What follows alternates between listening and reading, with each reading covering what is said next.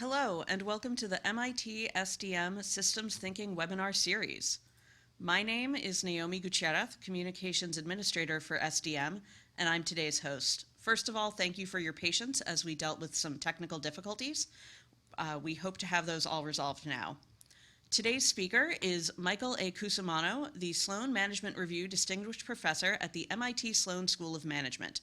Professor Cusumano was Vice President and Dean at Tokyo University of Science and is the founding director of the Tokyo Entrepreneurship and Innovation Center, established with support from the MIT Regional Entrepreneurship and Innovation Program. He will be speaking about key findings from The Business of Platforms, Strategy in the Age of Digital Competition, Innovation, and Power, a book he has co-authored with Annabelle Gawer and David Yoffie.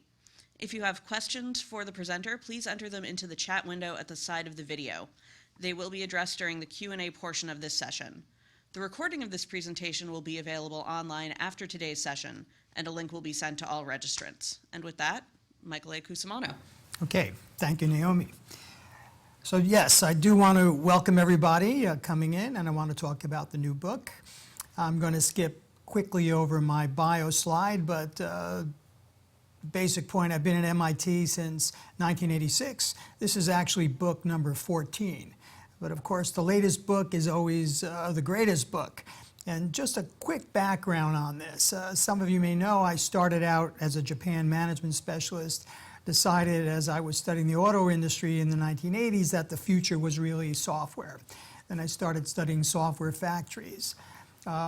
Wrote about what Japan was doing, and that was really the mainframe platform, building facilities to create comparable or compatible applications and operating systems for the IBM mainframe.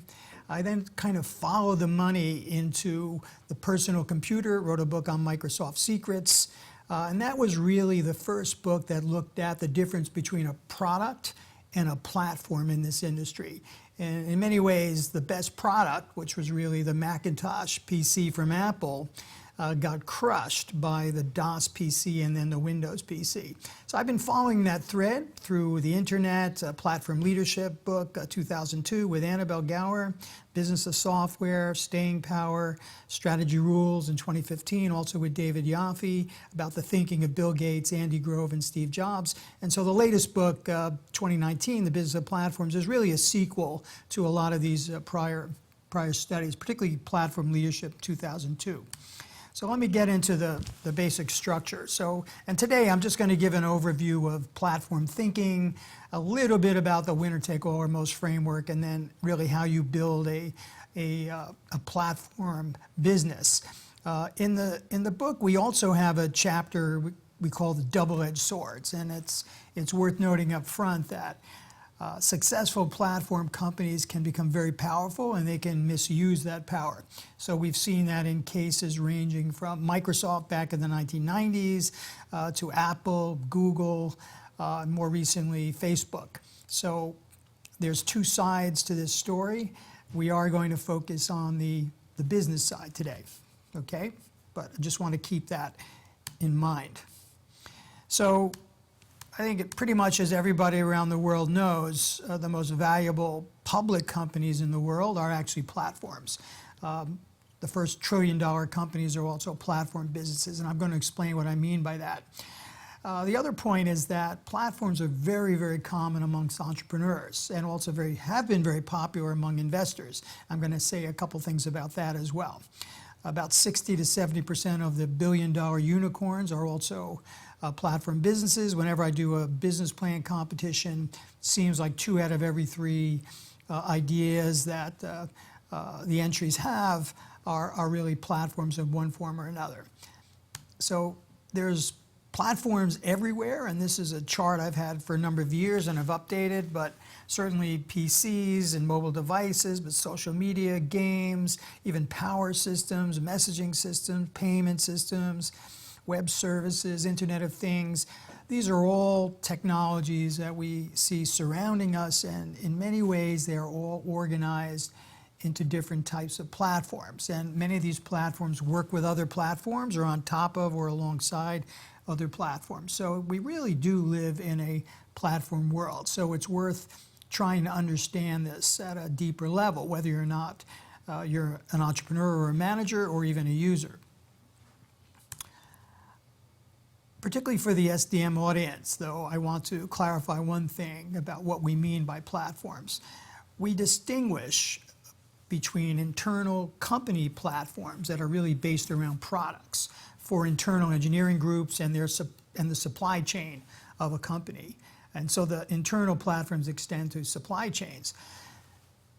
And then we have industry platforms, which are really not about contracts or not controlled by contracts with suppliers creating innovations. It really is about an ecosystem where thousands, maybe even millions of separate firms and individuals decide to participate in a particular platform technology. And so again, it's about open innovation to some extent versus closed, and thinking about an ecosystem rather than a supply chain or a series of contracts with suppliers. So this is a distinction, and we've been writing about internal company platforms in the operations management field for at least 30 years, maybe even 40 years. But industry platforms are a more recent phenomenon. And again, we've been identifying these platforms, particularly since the mid-1990s. Here's a quick picture of what I'm talking about. So everyone is familiar with a hierarchical supply chain where there's an original equipment manufacturer at the top and different tiers of suppliers. Innovation comes through this way, but it's really contracted for. But what we've seen with industry platforms is this more amorphous network of partners, customers, and complementers. And I'll define what we mean by that, all surrounding a particular product or technology that serves as the mechanism to bring these different market actors or market sides together. So now we'll get to a more formal definition. What do we mean by an industry platform? I've kind of explained it, but these are foundation products or technologies that various firms can build on to create new products and services or to conduct transactions. And the more innovations and transactions we have around the platform, the more valuable the platform becomes. So we're going to call that network effects. The other point, though, is that these innovations and transactions would not occur, or at least not occur so easily without the platform being in the middle. So there are platforms of many different types. I already gave you a list showing them in many different technologies, but we can also extend these to many different types of transactions. And again, I'll talk about that in a moment. But what do all these industry-level platforms have in common? First is that they're bringing together two or more market sides or market actors. And it's the interplay of those different market sides that generate network effects, which is the second commonality that they have. More specifically, though, platforms take on value, potentially exponentially increasing value from network effects. And that is a phenomenon that we do not see in a product business. And then third, the critical issue for platforms is to get those network effects started. We call that the chicken or egg problem, okay? And I will get back to that. Now, the result for managers and entrepreneurs is a much more complex business model and much more complex market dynamics than they would have in a simple product business where you're trying to sell a product or sell a service. I've often made the analogy that it's like playing three-dimensional chess. We also want to organize platforms for you. And over the years, people have talked about platforms in so many different industries, and they often associate the type of platform with the particular industry. Like this is a personal computer platform, this is a cloud platform, or this is a publishing platform, this is a social media platform. And pretty soon you get into a very complex typology. So my co-authors and I have thought about this for several years. And we decided to divide all platforms into two types. The first type is the type that Annabelle Gawer and I wrote about in 2002 in Platform Leadership, and also in the Microsoft Secrets book in 1995. We call that today an innovation platform. the platform or the technology like Windows or DOS or Google Android or Apple iOS, that technology serves as a foundation for other firms to build what we call complementary innovations, their own products and services that complement or make that platform increasingly valuable. We now see a lot of the development environment shifted to the web, Amazon Web Services, for example. So this is really the original platform that we wrote about, the original environment where we saw network effects. But increasingly, after the internet became a widespread phenomenon, we saw companies building transactions. So whereas an innovation platform essentially brings together innovators with users, so those are the two sides. Transaction platforms also bring together two sides, but they can be different sides. They can be buyers and sellers or providers and renters, for example.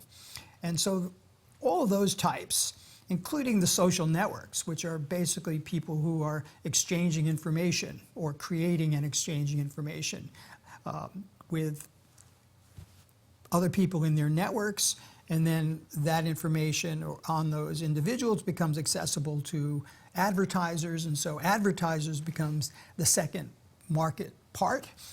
We call those transaction platforms. They are conducting a transaction, whether it's exchanging information or exchanging a good or a service. So again, there's many prominent cases of those, Facebook and LinkedIn, Twitter, et cetera. Then in the middle, we have what we call hybrid companies. And these are the most valuable companies in the world.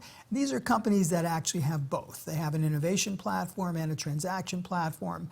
They're linked in some way for the most part. They could be separate, but Apple, Google, Microsoft, they're basically into both sides. And it's that increasing power of having both types of platform that have made platform businesses so powerful.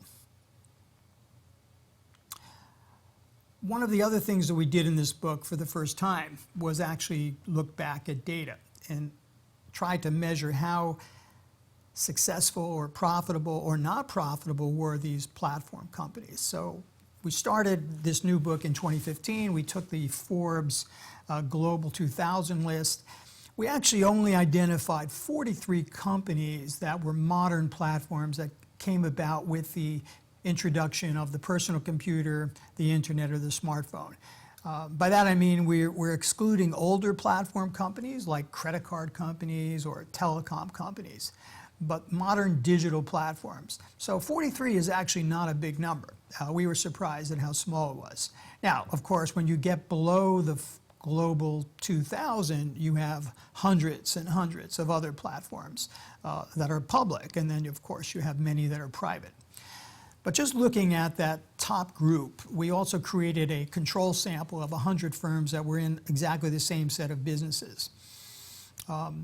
We found both types of firms had roughly $4.5 billion a year in sales. However, the platform companies achieved those sales, and this is pretty striking, with half the number of employees. They were also growing twice as fast in sales compared to the prior year. They were almost twice as profitable in terms of operating profits, and their market values were about 3 times. So clearly, if you can make it to the top of this list as a publicly listed platform company, you're going to have a pretty powerful business model. Now again, these are somewhat rare events. We also tried to count failures. We found 209 cases of failures among competitors that were competing directly with these 43 companies. In total, that's about a 17% success rate, which is pretty good. But since maybe 90% of all startups failed, maybe platforms were a little bit better. We also, though, found it difficult to separate out, were you successful or were these companies successful because of a strong platform network effect or because of a strong product or service.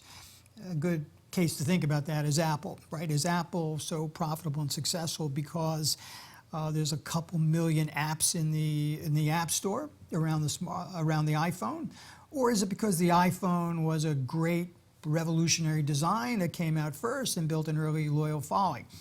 So, the bottom line there, the iPhone is a great product, and it's also a great platform. And it was a better product before it was a platform. Here are just some of the numbers.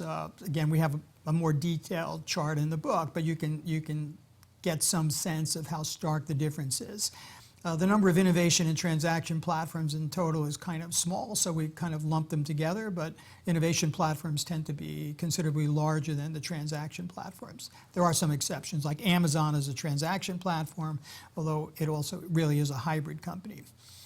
In any case, for example, the industry control sample, they had 19,000 employees to achieve $4.8 billion a year in revenues. The platform companies had just under 10,000 employees and an average of $4.3 billion in sales.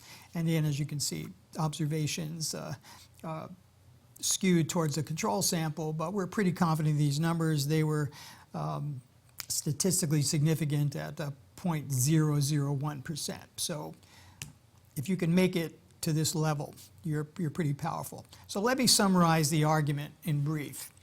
Not every market is what we can call platformizable.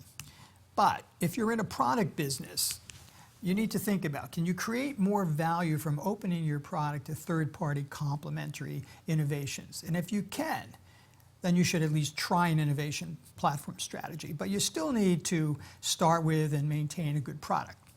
Salesforce.com is a good example, and Mark Benioff has a new book out, and he's talking about how Steve Jobs gave him advice in the early 2000s that he had to really build an ecosystem, an applications ecosystem around his product to make it really successful, which they have really done well. But it's also a great product. Okay. Now, if you're in a service business, whether it's hotels or taxis or tool rental, you need to think about if you can generate more value from simply connecting two market sides rather than owning assets and renting them, for example, or producing a service directly. And if you think you can make more money through that kind of intermediary approach, then you can try a transaction platform strategy. You may try to do both. But again, you still need to start with and have a good service. The hybrid strategy is where you set up an innovation platform, you're trying to access those third parties, but you distribute those complementary innovations with a transaction side, like an app store. And on the transaction side, it's really adding complements with an innovation side. And I'll give you some examples.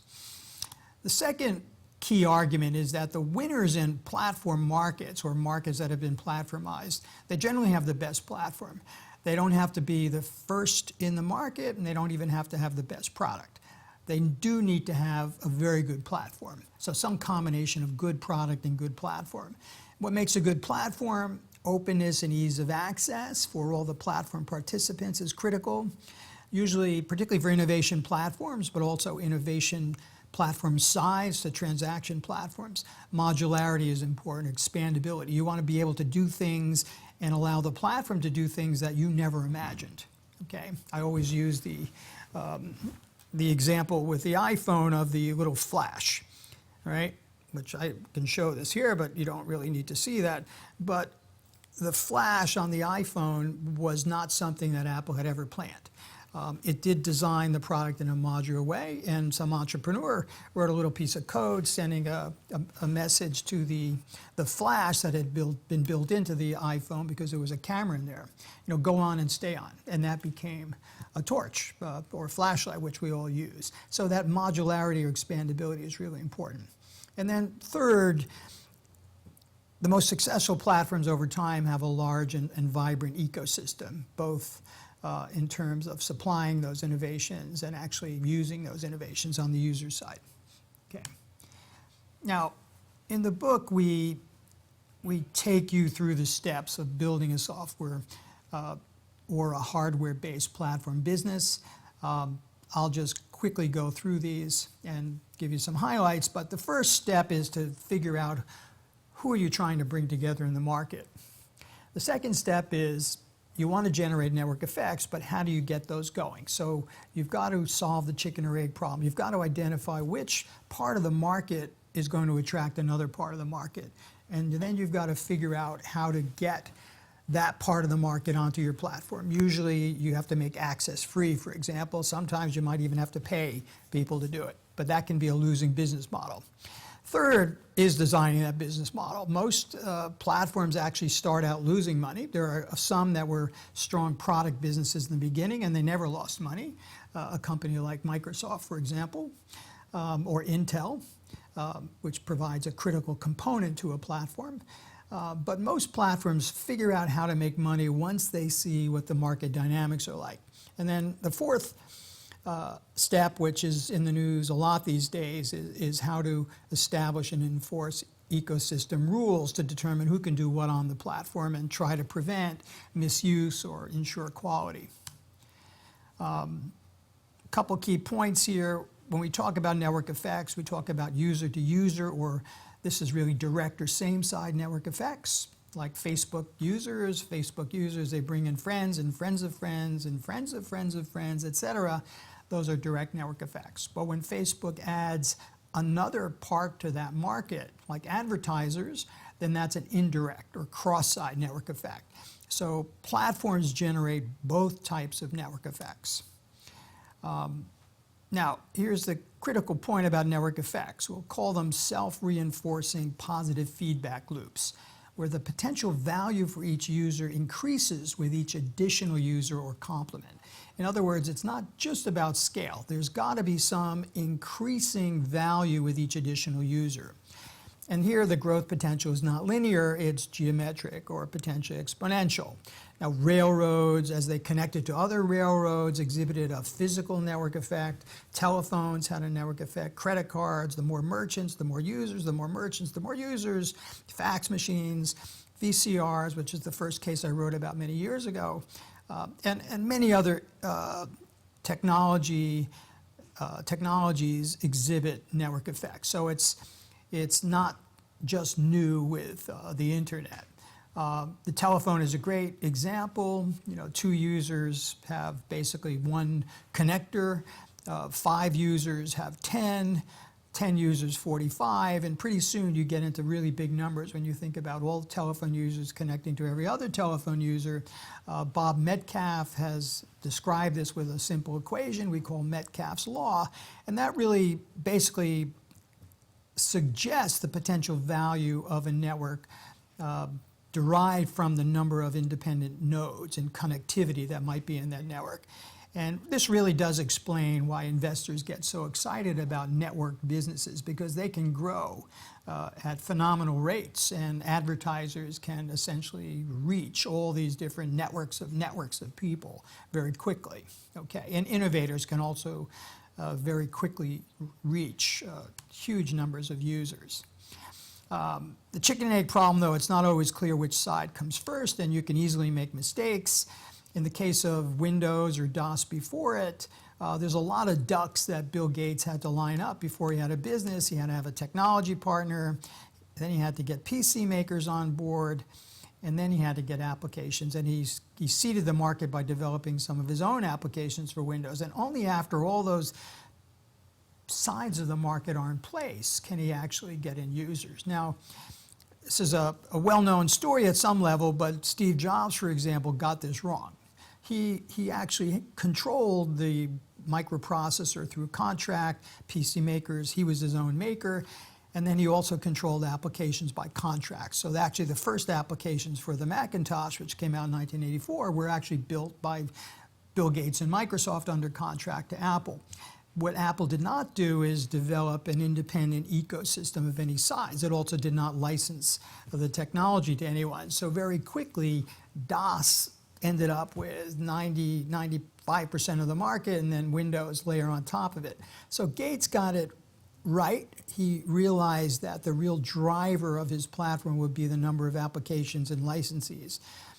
Steve Jobs didn't quite understand that at the time and thought the best product would win. In this case, it didn't. Facebook, again, really started out as what we can call a one-sided platform, like the telephone system, users connecting with other users. But within the first year, they were planning to bring in advertisers. And of course, to make the content richer, from 2007, Facebook opened up their APIs and added an innovation side. There are millions of applications and active websites accessible through the Facebook platform. some of which have done some harm, as we know, in the Cambridge Analytica case. But with all those applications, and then they brought in a lot of other digital partners, there's a lot of things for people to do on Facebook. The more things they do on Facebook, the more content they have to sell to advertisers. And that, of course, has made Facebook such a wealthy company. And each of these sides reinforces the other. Airbnb, here the trigger side, the chicken or the egg side, I guess, is really listings. The founders of Airbnb understood that. They just collected as many listings as they could, and then they launched their own website, and then they could start bringing in users. And then, of course, the more users that came on, the more people wanted to list, and that brought in more users. So the network effects were quite powerful. They also brought in B2B partners like insurance and cleaning and professional photography to make it easier to people to make their listings. They also brought in B2B partners offering the kinds of services that a hotel might offer, an integrated hotel. Airbnb does it essentially through the platform and the network. So if you need travel assistance or tourism assistance or event management, you can do it through the platform. Okay. Uber to some extent as well. The key there is getting lots of drivers, and that's been the big challenge with Uber. You can't have riders without drivers. You can have drivers without riders, as long as you figure out a way to pay the drivers. But that network effect has been at the source of Uber's growth around the world. It's also been an expensive business model. And they've also added a B2B partner side, and they've also added B2C partners to make Uber more valuable in multiple ways. Okay, another case I like to talk about is QuickBooks, which is a very popular accounting package for small and medium-sized businesses. Scott Cook, the founder of QuickBooks, has been interested in platformizing this product for many years, and it's been a kind of a long road. Quicken, as a personal financial product, started as a DOS application in 1983.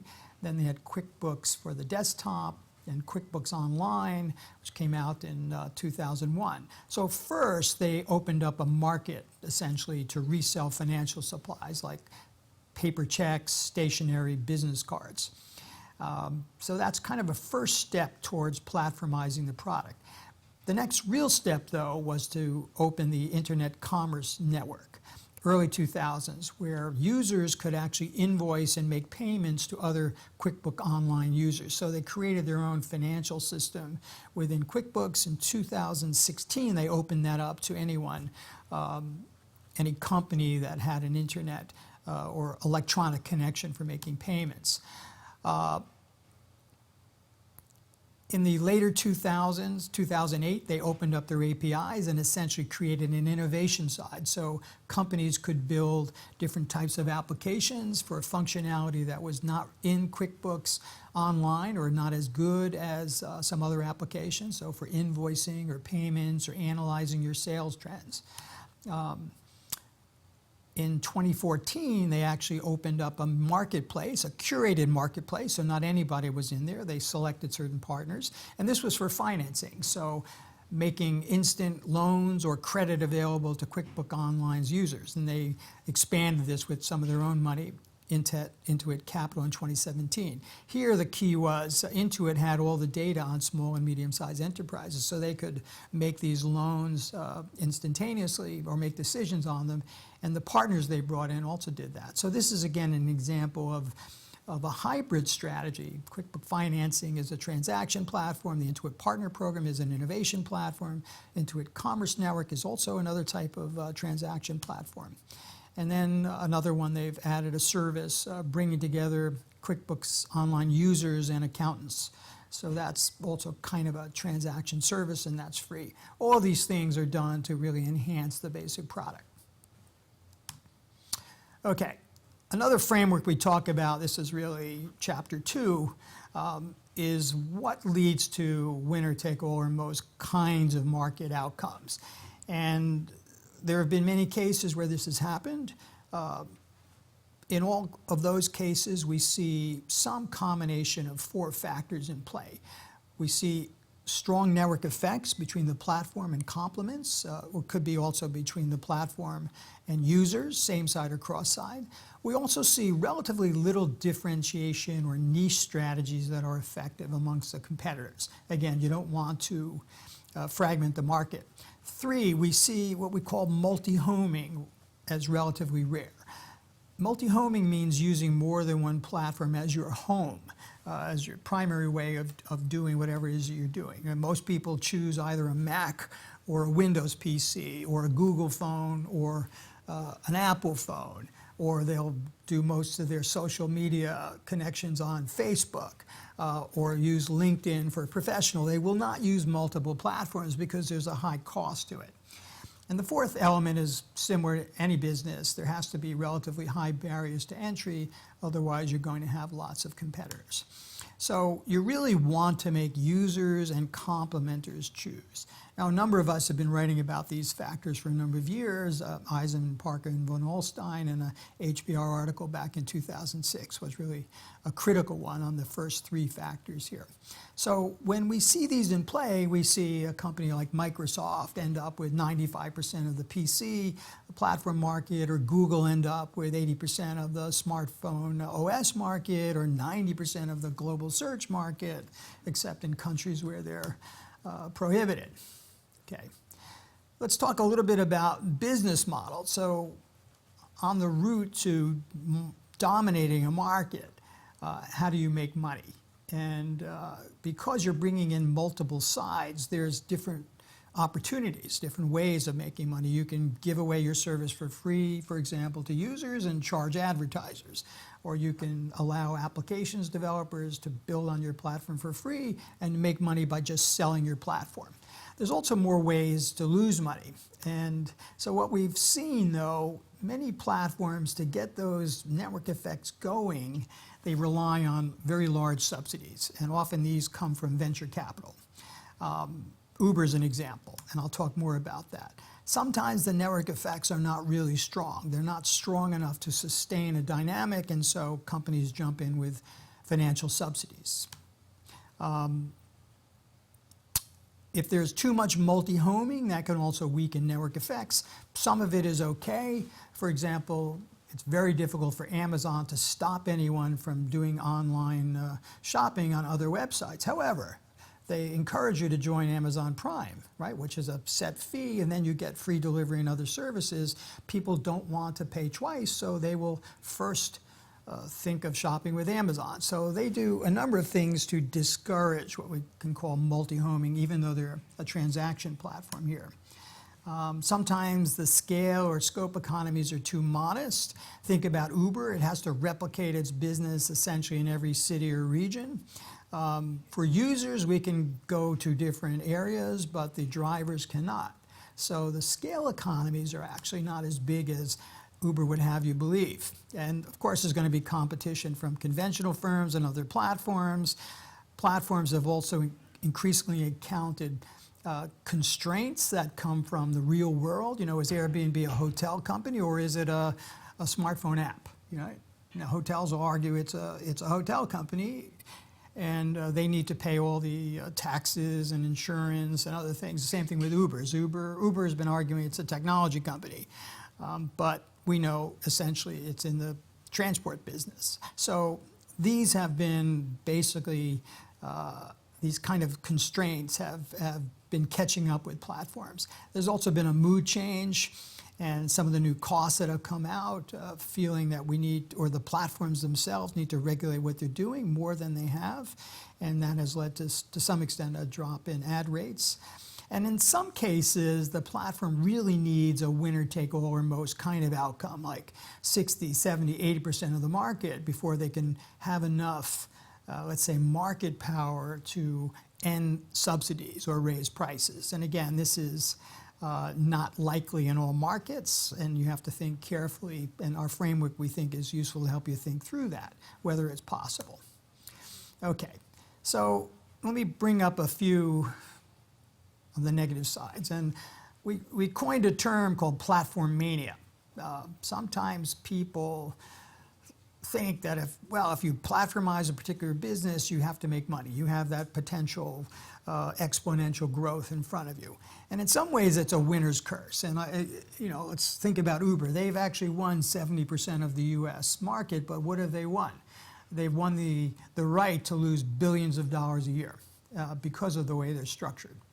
And we'll talk about that. So the basic point, though, platformizing a bad business may not make it a good business. And for example, ride sharing or grocery shopping via a digital platform does not generate the same types of profits as selling a digital good. And I think users and investors and entrepreneurs have misunderstood this. So again, Uber may encourage a transaction that's digital, but the actual service is extremely physical and very costly to deliver. So you need to separate what Uber does from a company like Google or even Microsoft, okay? So platforms should solve a demand-supply imbalance in a market. It's possible that a digital platform can also allow them to achieve global scale and scope economies that were not otherwise possible, okay? Or introduce other new efficiencies, such as in conducting a transaction using a digital technology. However, if they have to subsidize both sides, at least two sides, then they really haven't solved the chicken or egg problem. And in some of those cases, if basically the platform is just requiring massive subsidies, the bigger the platform gets, the more money it will lose. Okay? And that's what we have seen. Certainly in smaller cases, we see that going on with Uber. Now, we also see it with Chinese bike-sharing platforms where you have 10 companies competing on price and they can't charge enough. And they really haven't figured out a good way to preserve the assets here. Now, which we call these platforms, but they're actually really one-sided platforms. It's like a rental car company. The company owns the assets and then people just share. So it's a bike-sharing platform, but it doesn't really have network effects. And that's one of the reasons these companies have only been able to grow by subsidizing users, essentially charging way below the cost of maintaining those bikes. The same thing with Uber. It has grown through massive subsidies on both sides, paying drivers, and even drivers bitterly complain that they're underpaid, that they're basically working at starvation wages. Nonetheless, Uber pays them pretty large bonuses just to sign up as drivers. Here are these ads in Boston for $2,000, $2,100 guaranteed for their first 300 trips. This is regardless of the fee per ride.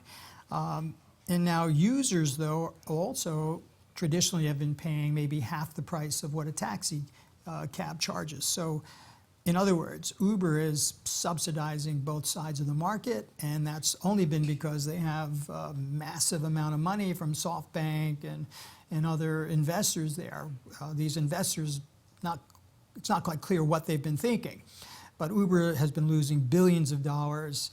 They saved a little bit of money when they were preparing for the IPO, but they're on track to lose $3+ billion in 2019. As a matter of fact, they lost over $5 billion in the first quarter of 2019, including IPO costs.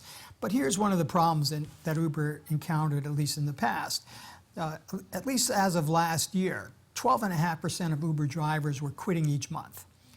And it cost Uber about $650 per new driver acquisition. This is according to a consulting firm that analyzed the pre-IPO data.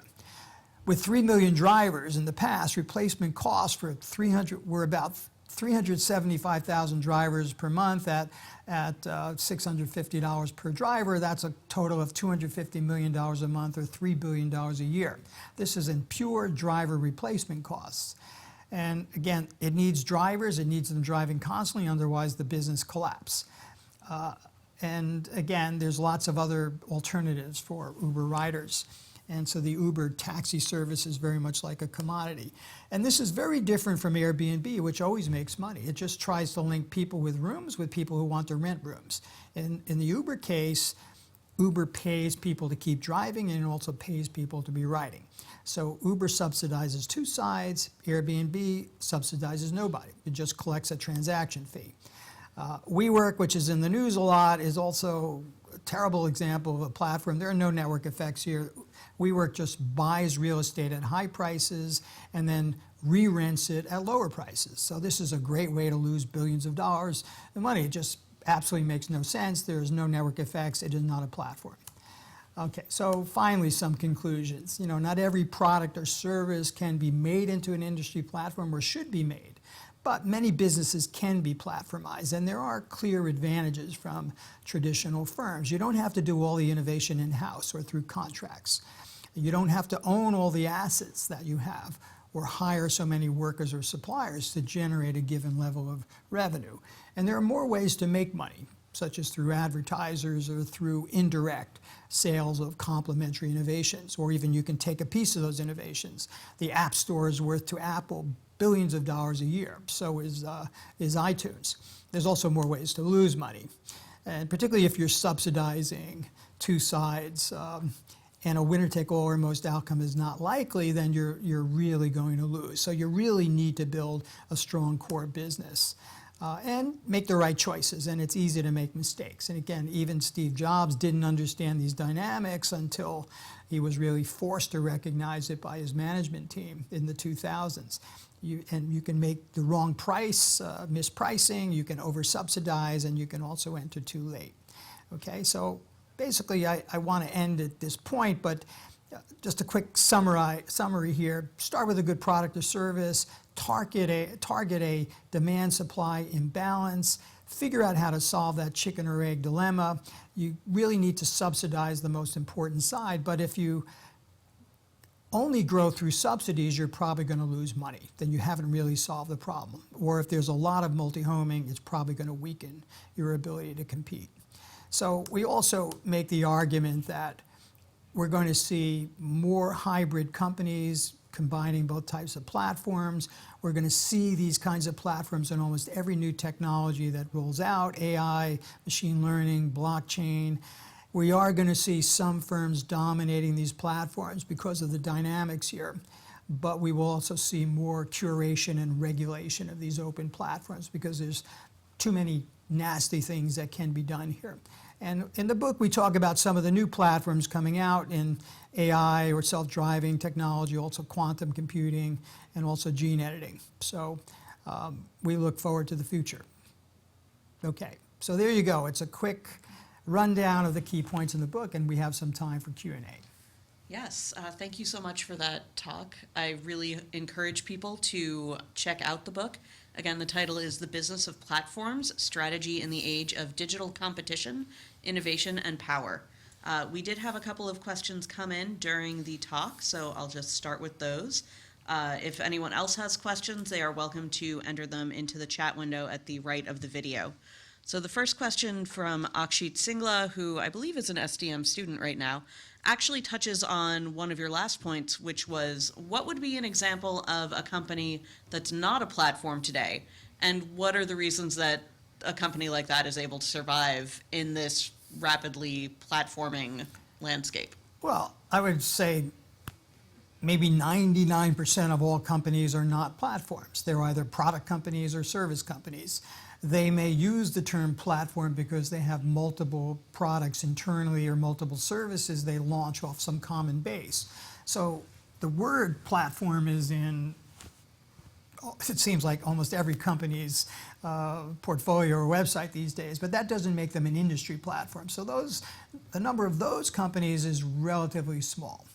So but in either case, you need to have a good product or service as your basis of competition, but platforms will be companies that kind of open up their APIs, if they're an innovation side, or open up either their demand or supply side to the market in some shape or form. So it would be more fair to say that kind of more traditional goods and services companies are less platformed. Platforms are not going to replace traditional product or service companies for the most part. There will be some cases where they will diminish what those companies are able to do. Like Amazon has wiped out a lot of traditional stores, but Amazon is actually fundamentally both. The online Amazon store is a store. It competes with other online stores or physical stores. Amazon Marketplace, where it brings together buyers and sellers, is a platform. Amazon Web Services is a development platform.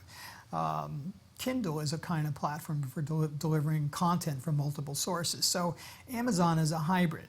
So we'll see a lot of companies going digital, but they're still delivering a product or service. They may use the term platform, but they're not really generating network effects. So the number of those firms is still relatively small.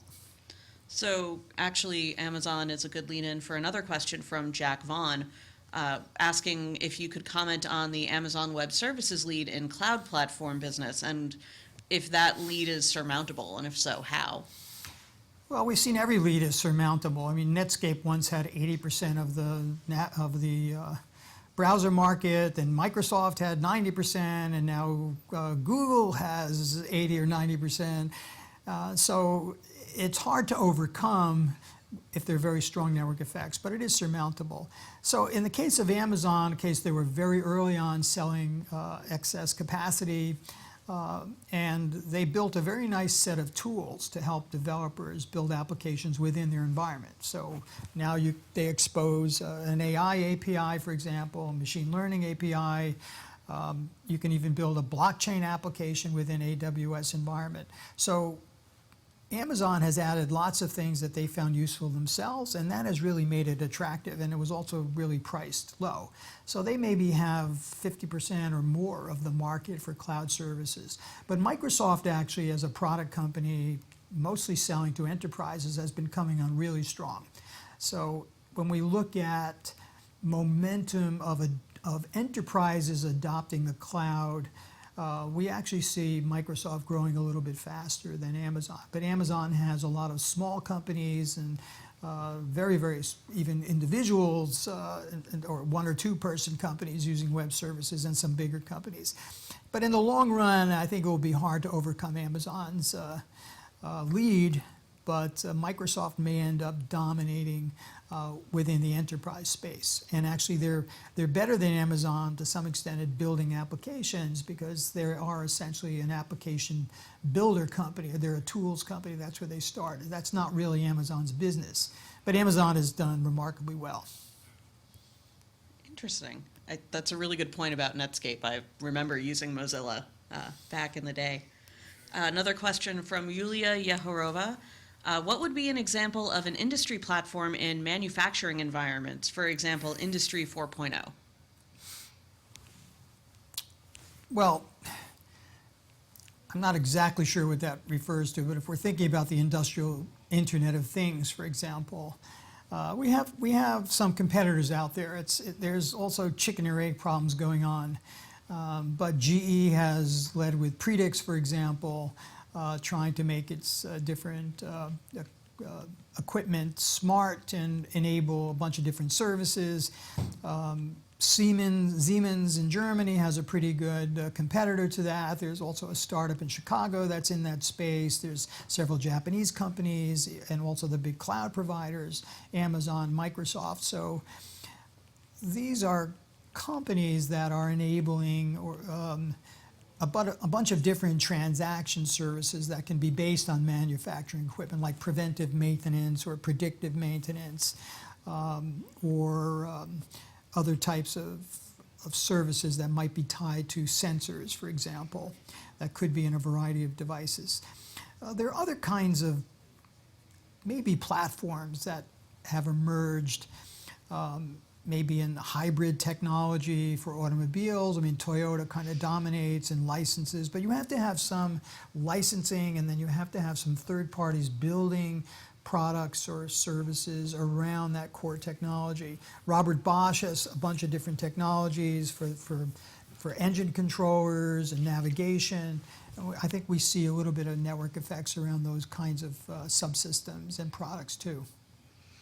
All right, so I know we said that this was going to end at 1, but since we started a little bit late, I'm hopeful we can get in another question or two. I'm fine. All right.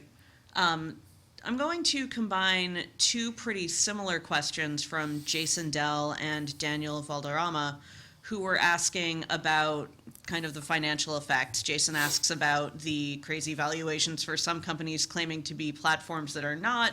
Feels like we need to get the investment community on this webinar. And Daniel asks about winner-take-all platform markets that motivate this endless competing PE and VC spending, leading to a bubble. Okay, so that sounds more like a statement rather than a question, but I do believe there has been a bubble around platforms. That's why we call it Platformania. And yes, very much like in the 90s, and I'm old enough to remember that. You put .com after your company's name and people start throwing millions of dollars at you, in some case billions of dollars, and the same thing with platforms. But it's amazing to us, and that's another reason we felt we had to write this book, why people don't take a more critical look at the business models of these firms and then try to look forward and project what could the actual revenue and profit flow be. And when you do that, you take a more critical look at the business models, you can see most of these are really houses of cards. They're just going to collapse. They've built up momentum and revenue, but that's because they're giving something away almost for free, right? Or massively subsidized. So that's really not a way to grow. I don't know, well, I would say I don't know why investors have jumped on this bandwagon, but of course, we do know why they've jumped on it, because they only need one success out of a handful or big handful of investments. And everybody's looking for the next Amazon, the next Microsoft, the next Google, the next Facebook. And so they take flyers on these. Now, why a company like SoftBank has plowed so many billions of dollars into almost worthless sharing economy platforms is quite a mystery to me. I'm going to give this talk in Japan fairly soon, and hopefully we'll get some answers from the SoftBank people. Makes no sense. They're now going to buy WeWork, which is just adding to their billion-dollar red portfolio. It'll be interesting to see what comes out of that, I'm sure. Eduardo Cervantes asks, and I think this is also similarly related to your answer to that pair of questions, if you had any comments on the current state of Internet of Things platforms, where there are many players and no real standards. Well, there are some standards emerging, but the problem here is that all of this data is extraordinarily valuable because you get data on machines, on user behavior. And so the problems, for example, that General Electric is faced with Predix is that people don't want to give GE that data. So GE has set up a platform where, yeah, they can maintain turbines or railroad engines or aircraft engines of any company. It doesn't have to be their own product. The sensors, the data is more or less compatible. But companies have kind of dug in and say that data is too valuable to give to General Electric. We want to do our own platform. So everybody wants to be the platform leader. So it leads to a situation where companies build potentially open industry platforms, but they end up being company product platforms. So GE has fallen back, and it's using Predix for its own products and its own customers. And occasionally, I mean, there are third parties building applications, and some other companies will piggyback on what GE has done. But it's become a product platform, not an industry platform. So I think we see a lot of that. And so my prediction, and don't invest on the basis of this prediction, but my prediction is that it will be the neutral cloud platforms that end up being IoT types of platforms. So it's companies that are not, say, competing with GE for aircraft engines or other mechanical equipment. It would be Amazon or it would be Microsoft, probably one of those two. Could also be Google, but it's more likely to be, I think, Amazon, probably. And so the cloud platforms already have all of the connectivities that you need to pull data out of these sensors and do some analytics on it. And you don't really need an industrial company that's also competing with its complementers to step in here. Okay. All right. I think it makes sense for us to wrap it up there, just so we don't go too far past 1 o'clock. Sure. But thank you so much for joining us, Okay. Professor Cusumano. Thank you, Nellie. And thank you to everyone for attending this webinar, and again for your patience with our technical difficulties. The presentation recording will be available online after this session, A link will be sent to all registrants, however, you can also just access this material at the same link you're at now. The MIT SDM Systems Thinking webinar series will return on November 19th with Nicholas Ashford, Professor of Technology and Policy at MIT. On behalf of the System Design and Management program, thank you for joining us.